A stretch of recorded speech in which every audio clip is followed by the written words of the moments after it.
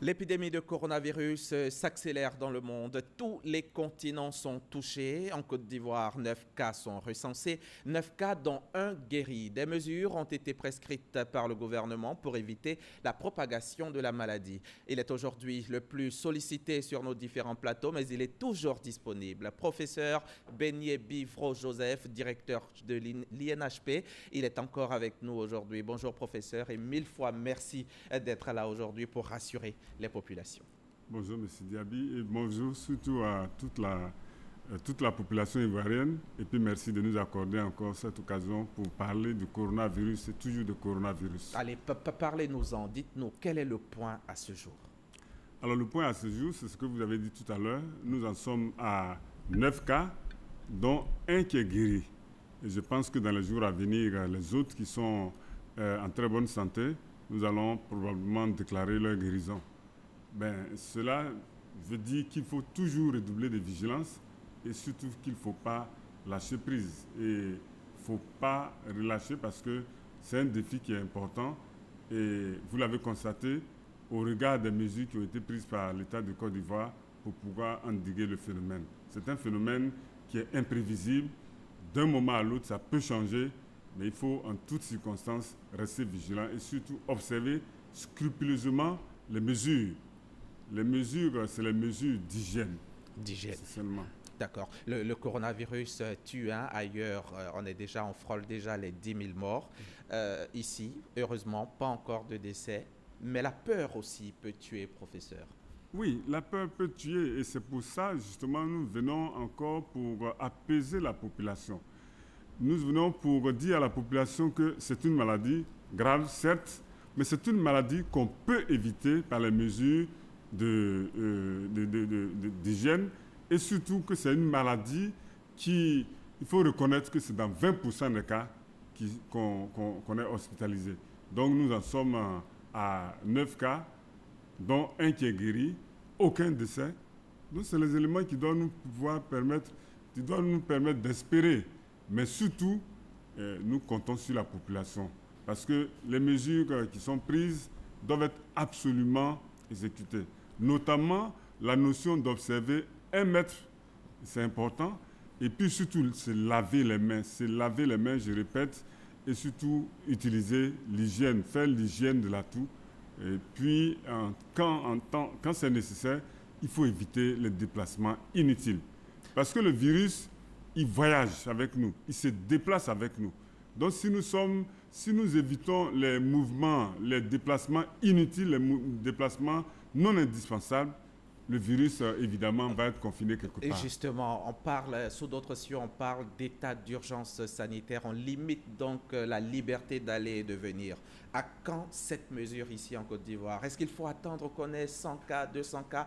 Vous demandez aux gens de limiter les déplacements. Est-ce qu'il ne faut pas prendre des mesures claires? Le confinement, par exemple.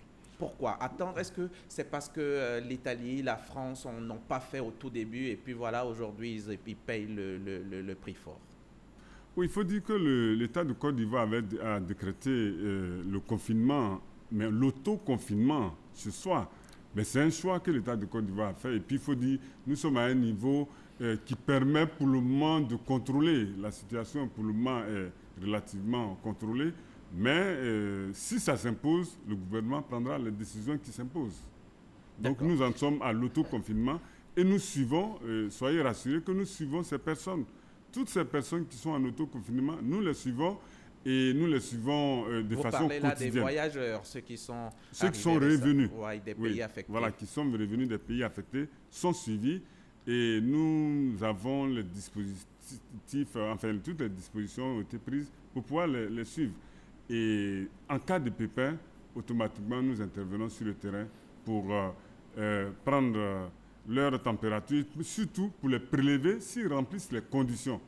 Et nous les faisons venir au service des maladies infectieuses, qui sont les seules structures qui prennent en charge véritablement quand nous travaillons le sujet, on a vu quelque part que le virus a 27 fois plus d'avance que nous.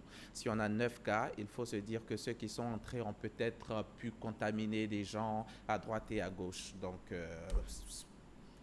vous y pensez? Oui, on y pense. Scientifiquement, c'est prouvé. Il faut dire que quand une personne est affectée, elle peut, quand une personne est contaminée, qu'elle est malade, elle peut contaminer 2 à 3 personnes. Et les 2 à 3 personnes vont y contaminer d'autres personnes. Vous voyez donc, mais le plus important, c'est surtout d'arriver à contenir. C'est pourquoi, quand nous sommes en face d'une personne qui est avérée malade, nous faisons autour d'elle ce qu'on appelle l'investigation épidémiologique. Nous recherchons tous les contacts.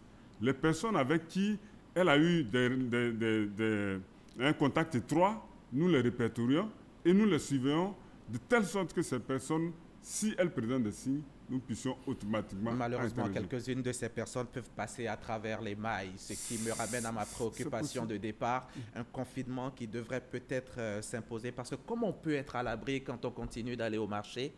Les abattoirs qui sont pleins, les cars de transport, les baka, les woro, tout ça, ça continue. On est toujours la distanciation 1 mètre. Comment ça peut être possible?